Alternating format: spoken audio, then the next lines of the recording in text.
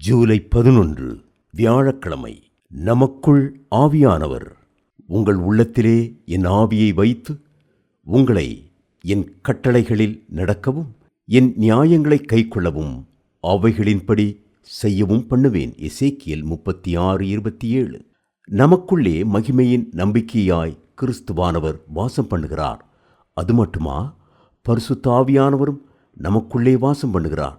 அப்படி பரிசுத்த ஆவியானவர் உங்களுக்குள்ளே வாசம் பண்ணும்படி அவரை தந்தருளுவேன் என்று தேவன் பழைய ஏற்பாட்டின் நாளிலேயே வாக்கு பண்ணியது எத்தனை ஆச்சரியமானது! தேவ பிள்ளைகளே, கிறிஸ்துவும் உங்களுக்குள் வாசமாயிருக்கிறார். ஆவியானவரும் உங்களுக்குள் வாசமாயிருக்கிறார். ஆகவே நீங்கள் இருமடங்கு பாக்கியமுள்ளவர்கள்.